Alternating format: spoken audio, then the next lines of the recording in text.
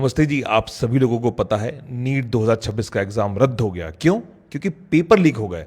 22 लाख बच्चों ने एग्जाम दिया था। आप सोचिए उनकी मनोदशा के ऊपर क्या असर पड़ेगा। जो शिक्षा मंत्री हैं उनसे जब बयान लिया गया, चले गए। वो जो न्यूज एंकर्स का जो काफिला था उसको पार करके चुपचाप चले गए। सबसे बढ़िया यह है साहब कि खामोशी आप साध लीजिए, किसी को जवाब मत दीजिए, तो आप जो है पूरी तरीके से बच गए। दुख का विषय यह है कि किसी ने जिम्मेदारी नहीं ली।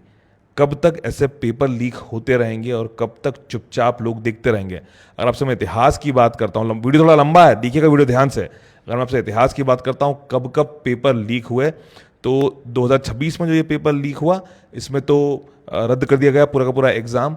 लेकिन 2024 में हजारीबाग और पटना में पेपर लीक हुए थे, उसको ठोस सबूत मिले थे। सुप्रीम कोर्ट ने माना कि लीक हुआ था, लेकिन सिस्टमैटिक नहीं था, तो पूरी की पूरी एग्जाम को रद्द नहीं करा गया। 2021 में जयपुर नागपुर में सॉल्वर गैंग पकड़ा गया था, जिन्होंने व्हाट्सएप के जरिए पेपर बाहर निकाला था और उसको सॉल्व करके अंदर भेजने की कोशिश करी थी। 2015 में AIPMT, यह सबसे बड़ा मामला था। ब्लूटूथ के जरिए 10 राज्यों के में आंसर कीज लीक हुए, सुप्रीम कोर्ट ने पूरी परीक्षा रद्द कर दी थी। तब 6.3 लाख बच्चों ने एग्जाम वापस से दी थी। इन सारे फेलियर्स का जिम्मेदार कौन है? कोई जिम्मेदारी लेगा या सिर्फ मौन सबसे अच्छा उपाय है? आप सुनिए इस बात को कि एक बच्चे के ऊपर क्या असर पड़ता है, उसके परिवार के ऊपर क्या असर पड़ता है।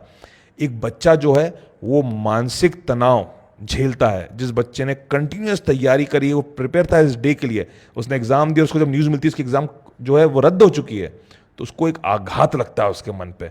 वो डिप्रेशन में जा सकता है, वो बहुत कमज़ोर महसूस करता है, कमज़ोर फील करता है। आर्थिक बोझ की बात करते हैं तो आपको बता दूं, ओवरऑल कंट्री के अंदर जब वापस से लोग एग्जाम देने के लिए जाएंगे तो रफली जो कैलकुलेशन है वो 100 करोड़ रुपया वापस से खर्च होगा। ये 22 लाख स्टूडेंट्स जब वापस अपने सेंटर पर जाएंगे, खाना खाएंगे, ट्रैवल करेंगे, तो ये नुकसान है। उसके बाद जो मिडिल क्लास परिवार होते हैं, जो माँ बाप अपने बच्चे को लोन लेकर के पढ़ा रहे हैं, उनके ऊपर बहुत बड़ा एक पहाड़ टूट जाता है।